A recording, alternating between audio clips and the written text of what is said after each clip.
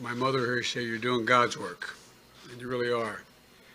You know, I know that a lot of people are in desperate need of a facility like this and childcare. I didn't fully appreciate it as a young member of the county council when I was 27 years old. But when I got elected to the United States Senate, and I was 29, I wasn't old enough to be sworn in yet. Between the time I got elected and the time I actually ultimately went to the Congress, I turned the eligible age of 30. But also in the meantime, there was an automobile accident. My wife was Christmas shopping, and my daughter was killed. My wife was killed. And my two young boys, Bo and Hunter, were very badly injured and hospitalized for a long time. And so I thought, well, I'll get some help. And I was making a decent salary as a U.S. Senator, $42,000 a year. That was a decent salary. And I could not afford the child care. Everybody wonders why I commuted every day 265 miles a day to be back and forth with my children. I could afford the train, it was cheaper to be able to take every day so I could kiss my boys. It wasn't Ozzie and Harriet, but we'd have breakfast in the morning, and when they got a little older, get them off to school. And I'd get in the train and come home in time to, if I got home in time to have dinner, it was seldom I'd get home in time to have my dinner, and they'd save their dessert, and I got to see them, kiss them goodnight, and get in bed with them. And so it made me realize how difficult it is for the vast majority of people who need help. I was lucky. I had a mother who's nearby. A sister's my best friend who quit her job temporarily and moved in with her husband to help me raise my kids. But most people don't have that option. So I've been conscious of concern in the lack of access and the lack of financial ability to have child care for a long time. And I want to thank the team here at the Capital Development Center for welcoming us today. I want to thank the excellent Connecticut leaders you have here. Ned, you're one of the best governors in the United States of America. No, you really are. You really are, because you stand up for what you believe in and you don't back down. And Mr. Mayor, Luke is an Afghan war veteran. We were talking about all the work he's done with the former governor of Delaware, Jack Markell, now, who's placing Afghan refugees coming out of Afghanistan. And we're continuing to get people out. Thank you for what you do. I really mean it. And Richard Blumenthal, who was back in those days the Attorney General when my son Bo was still alive, and he was Attorney General. And not a joke, but he looked to Richard for help. And thanks for the way you took him under your wing. I really mean it, Richard. It made a difference. You know what he thought of you. And Chris Murphy, who has been not only a real soldier, but he has stood up and stuck up for me. And Chris, you know, it matters. It matters when things are tight, and you stand up and make the case, and I do appreciate it. And John Larson and I go back a long way. and Joe, you can't deny me. There's no way out. And Rosa DeLaura, who is, I don't have time, I'm going to keep you, but the first time I came up this way, my son was going to Yale Law School, and her mother was a committeeman? Alderwoman. And I was up on a ladder helping him paint the place he had just rented. And this knock on the door, and this lovely woman came and said, "Where's Biden? Where's Joe Biden?" And I was up on a ladder, and I had paint all over me, and I was a sitting U.S. Senator. I said, "I'm here." She said, "No, where's Biden? Where's Biden?" And she brought the chief of police over to let him know that everything was going to be taken care of. But your mother was something else. But that old expression, the apple doesn't fall far from the tree. Rosie, you've been an incredible leader in all things having to do with the health and well-being of children and women. And we would not have had the legislation we're now trying to continue were it not for you. And Jim, you're the real deal. As well as Johanna, the comment I got from Johanna, I get from everybody. Where's Jill? Where's Jill? I'm Jill Biden's husband. She is now I think she's either in New Jersey or Virginia, I'm not sure, after teaching 15 credits this week at the community college, and she is out there making the case. I'm here today to talk about what's fundamentally at stake right now, in my view, for the families, not only of Connecticut, because you're ahead of the curve in some of what you've done on your own, but for our country. For a long time, America set the pace across the globe. For most of the 21st century, we literally led the world by a significant margin in the investments we invested in our own people, Not only our roads, our highways, our bridges, but on our people and on our families. And we didn't just build the interstate highway system and invest to win the space race. We also were among the first to provide access to free education beginning back at the turn of the 20th century. It was a distinction and a decision to invest in our children and our families, and it's a major reason why we were able to lead the world in the 21st century. One of the few nations in the world at universal education for everyone, beginning at what was then first grade. But somehow along the way, we sort of stopped investing in our people. Our infrastructure has fallen from the best in the world. According to the World Economic Forum, our infrastructure ranks 13th in the world. Roads, bridges, a whole range of things. But just as important as the Organization of Economic Opportunity and Cooperation now ranks America 35 out of 37 major countries when it comes to investing in early childhood education and care. Say another way, the world's catching up and beginning to pass us. Jill has, my community college, Dr. Biden, has an expression she's used for real. Any country that educates us will outcompete us. Any country that out-educates us will outcompete us. We cannot be competitive in the 21st century in this global economy if we fail to invest. That's why I propose two critical pieces of legislation being debated in Washington right now. They're both bills. They're not about left versus right. They're not about, moderate versus progressive, or anything else that pits one American against another. These bills, in my view, are literally about competitiveness versus complacency, about opportunity versus decay, about leading the world or continue to let the world move by us. Folks, a lot of folks know what's at stake in the infrastructure bill. It's about rebuilding the arteries of our economy, putting people to work in good-paying jobs. The estimates from Wall Street would create up to 16 million new jobs over time. Good-paying jobs, union jobs, not $5 an hour, $7, $15, but $40, $50 an hour, prevailing wage. You can raise a family on. You can live with some dignity and pride. Bringing our roads and bridges up to speed, replacing lead water pipes.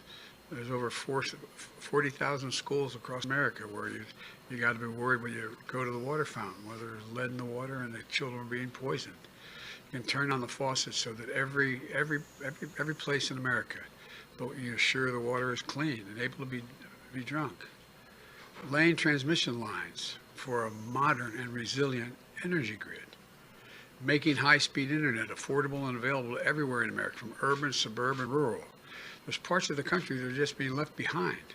And there are parts of the country in states that are economically prosperous that are being left behind. Meeting the moment on the climate crisis, and in the process, creating millions of good-paying jobs. I've had a couple conferences already held. I'm going to COP26 in Scotland shortly. And what I had 71 heads of state on the first one I did in the White House. And I said, and people are starting to talk about it now, not about me, about the idea. When I think climate, I think jobs, good-paying jobs, union jobs. This is an opportunity. We're the only country in the world that has consistently turned difficulty into opportunity. We have a chance to not only make this world more livable, but to actually create greater opportunity for people. Making landmark investments in public transit and rail, and increasing efficiency, reducing emissions. There's millions of kids getting on diesel school buses, and inhaling air, getting asthma. They should be electric buses. That's going to happen. So look, I'm going to have a tendency to say more than I need to say because you all understand it. But the bottom line is I wanted to come here today because too many folks in Washington still don't realize it isn't enough just to invest in our physical infrastructure. We also have to invest in our people. And that's what the second bill does, the Build Back Better initiative. Seeing children and educators here at this center is a perfect reminder of what our families need and our economy needs so badly to be able to thrive. You know, you all know the statistics, particularly the teachers here. A child coming out of a single parent house where there's real difficulty will hear literally 1 million fewer words spoken, not different words, spoken, than the child coming out of a middle class household. And so no matter what you say, you start them at the same age, at age 6 or 7, 5 or 6 in school, they're already behind the curve, How can we compete in a world of millions of Americans' parents, especially moms, can't be part of the workforce because they can't afford the cost of child care or elder care, I might add. Elder care. They're the sandwich generation getting crushed. Here in Connecticut, the average annual cost to bring your toddler to a quality child care center is about $16,000 a year. That's what it is around the country. Some places more, some places a little less. A lot of money. It's $16,000 after taxes, after you pay your taxes. So the average two-parent family with 2 young kids spends 26% of their income on child care every year. My Build Back Better plan is going to change that. It's going to cut the cost of child care for most Connecticut families literally in half. No middle-class family will pay more than 7% of their income on child care. None, period. And that's going to help parents get back into the workforce and make ends meet, or maybe care for that. We have to do the same. I'm not going to talk about it today, but the other piece of it you all know, and it deals with elder care. You got 80,000 people waiting to qualify under Medicaid, and there's no spaces. We can afford to do this. But at any rate, we also have to provide businesses with tax credits to build on-site care facilities. Look, you in the legislature were way ahead of the curve. You decided that for people working in the legislature, there should be a place for their children. Well, you know, what we want to do is make sure that we encourage businesses to do the same, to get a significant tax cut, to be able, if they have an on-site facility, to take care of their workers' children when they show up. So you go to work with your child, and you have a serious facility on site. Well, studies show that when you have on-site care for a children's center, businesses, the business itself, have less employee turnover, less absenteeism, and higher productivity. We show you all those studies. It's real. We can't afford to lag behind other countries when they're investing. When America made 12 years of public education universal more than a century ago, it gave the best educated, best prepared workforce in the world to the rest of the world. But if we're designing public education today, all of a sudden we had none, we said, okay, well, what are we going to do? We need free public education. Does anybody think we'd think 12 years was enough in the second quarter of the 21st century? The fact is today only about half of 3- and 4-year-olds in America are enrolled in early education, childhood education like you're doing here. In Germany, France, and the UK, even Latvia, the number of children in those countries enrolled is 90%. 90%. My plan gets us back on track. Provides 2 years of high-quality preschool for every child in America. It also makes investments in higher education by increasing Pell Grants. I don't know if I can get it done, but I also have proposed this free community college, like you've done here in the state of Connecticut, to help students from lower income families attend community college and 4-year schools. And invest in historically black colleges and universities to make sure young people from every neighborhood have a shot at good paying jobs in the future. We also extend this lady's child tax credit, which is finally a tax cut for the middle class. Now look, my friends on the other side never had any problem providing $2 trillion in tax cuts for the very wealthy. Look, I don't think you shouldn't be able to make $1 million or $1 billion. I'm a capitalist, but guess what?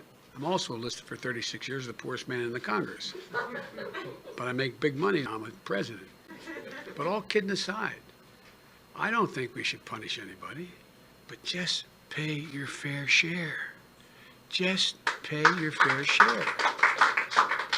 You know, the issue that has been championed by Rosa for years, in the past, if you paid your taxes and had an income high enough that you were able to take the $2,000 per child deduction, you could actually write it off your taxes. But how many families do you know of cops and firefighters and school teachers and like that don't pay that much in tax because they pay a tax, but there's nothing. You say you're going to get $4,000 back for your kids. Well, you know, it's not refundable. Either it comes off your tax bill or you don't get it at all. The American Rescue Plan, which these folks voted for as well, and I'm very proud of it, it's a real game changer. It started our economy moving again. Recognize that people with lower incomes don't get the benefit of that tax break because they don't have that much to deduct. So we make it refundable, make it permanently refundable. So you get that back over the years. You get, if you only had $1,000 in taxes and you had 3 kids, you'd end up in a situation where you get $5,000 refundable to you. They would pay you, the government would pay you. And we increased that amount in the near term to $3,600 for every child under the age of 6 and $3,000 for dependents between the ages of 6 and 17. The money is already a game changer for working families. It's projected to cut child poverty in Connecticut, one of the wealthier states like Delaware, in Connecticut, by 40%. If we don't pass the bill, I mean, it's real. It's a life changer. The Build Back Better Act says that you get the first half of it paid to you, and then the second half you get paid on a monthly basis. People are getting, hard-working families are getting a check in the mail on the 15th. Today's the 15th, isn't it? Or their bank account, just like you get your Social Security check. But it's for your children. It's for being able to raise your kids. That monthly tax cut for parents is going to end in just a couple months. It's going to impact families of 61 million kids right at the holidays when the winter heating costs are going up. When we need to keep the taxes for families going down. The bottom line is this. When you give working families a break, we're not just raising their quality of life, we're positioning our country to compete in the future. You know, when I talk to all your folks out in the playground, as I joked, everybody knows I like kids better than people. Fortunately, they're like me. That's why maybe I like them. But all kidding aside, you all talked about what it means to the families of these children. And granted, you had to cut way back, and because of a lot of things happening, things aren't the same as they were.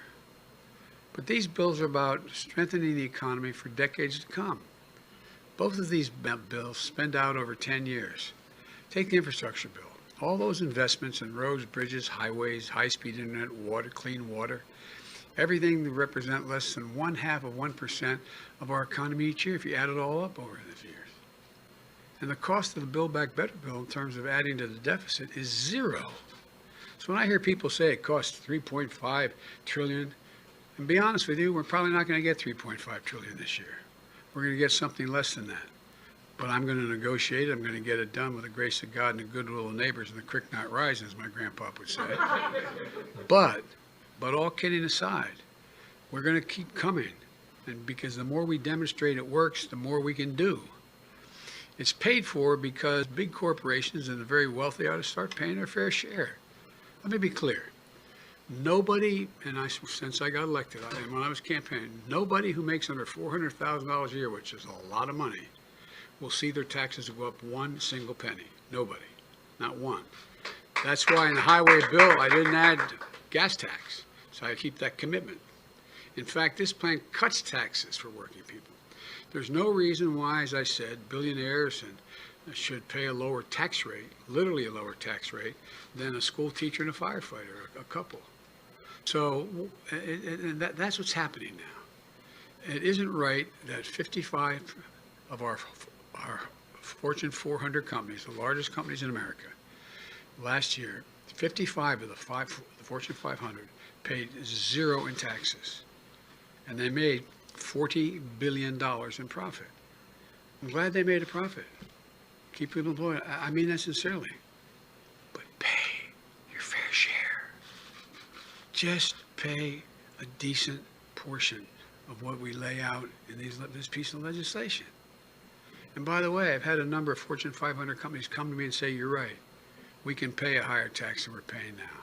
Because they understand the impact if we don't invest like we have to on their long-term health and well-being. This needs to change. Working folks understand it. That's why, despite the attacks and misinformation, my plan still has the overwhelming support of the American people when they're told what's in it. They understand that when families have a little more breathing room, America has a lot better shot. My dad used to say, for real, my dad was a well-read, well-bred man who was regretted his whole life he never got a chance to go to college. And he worked like heck. He'd always come home for dinner and then go back to work. And I remember we lived in a four-bedroom split-level home with 4 kids and a grandpa. And you know, my bed was against the wall where my parents' bed was against the adjacent wall. I remember one night, I could tell my dad was just so restless. I was in high school. The next morning I asked my mom, I said, what's the matter with Dad, Mom? She said, well, honey, his company just told him they were going to do away with health insurance. No health insurance. Well, you know what? My dad's, we weren't poor. My dad made probably on average in those days $22,000, $25,000 a year, which was a decent salary.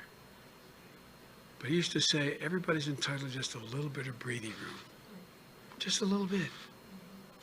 A little bit of breathing room. You know, they know this is about dignity and respect. It's about building this economy from the bottom up and the middle out. I've never seen a time, and some of you may have, beyond my colleagues in the Congress, repressed may have your master's or doctorate degrees in economics. Name me a single time in American history when the middle class was doing well that the wealthy didn't do very, very well. Name me a time. One single time in American history. So we're not hurting anybody. We're just making sure everybody gets a shot. Let me close with this. And this is not hyperbole. The world is watching. Autocrats believe that the world is moving so rapidly that democracies cannot generate consensus quickly enough to get things done. Not a joke. I've had hours and hours and hours of meetings and personal conversations with Xi Jinping. I spent more time with him, I believe, than any other world leader has when I was vice president and now on the phone. Every time he calls or we talk on it, it's a conversation between an hour and a half and 2.5 hours. Not a joke, my word. But he doesn't think democracies can compete because they can't act quickly enough. In my summit with Putin, Switzerland, they're betting democracies can't compete. We can't move quickly enough. I'm heading to the G20, came back from the G7. You know how they measure? They don't measure us based on the size of our military. They don't measure us on how much power we have that way. They want to know, can we get anything done? Not a joke. And many of you travel internationally. Can we get anything done? Can you put anything together to get something done in America? So folks, they're betting that we won't respond to this inflection point in history. But I've always said, and I mean, some of you guys who work with me know this, I've said 1,000 times, it's never a good bet to bet against the American people. Never a good bet. So it's time for us to invest in ourselves. Show the world that American democracy works. We've always led the world not by the example of our physical power, but by the power of our example. That's why the world has followed. And given us half a chance, there's not a single solitary thing that we can achieve if we do it together. So I'm hopeful. There's a lot of questions the press is going to want to ask me, I know, about how are the negotiations going and how we're going to get this done and so on. Well, I told you before what my neurosurgeon years ago said when I had that aneurysm. He said, your problem, and I was in the center, your problem, Senator, is you're a congenital optimist. But I'm convinced we're going to get this done. I'm convinced we're going to get it done. We're not going to get $3.5 trillion. We'll get less than that, but we're going to get it. And we're going to come back and get the rest. So I want to thank you all, and God bless you. And I know you're asking about President Clinton. I've been exchanging calls. He seems to be, God willing, doing well. And so when I talk to him, I'll let you all know. But in the meantime, thank you for taking the time to be here. And I say this again, the press heard me say it, for all you elected officials, it's like a busman's holiday for you. Come to have to listen to another politician speak. But I am really, and I mean this without exception, I'm so proud to be associated with each one of you. You're honorable, decent, smart women and men, and there's a lot we can get done. So thank you very much. Thanks, everybody. I guess I'm seeing you. Thanks for watching, and if you haven't already, please consider subscribing to our channel. And while you're at it, please leave us a comment. Thank you for watching.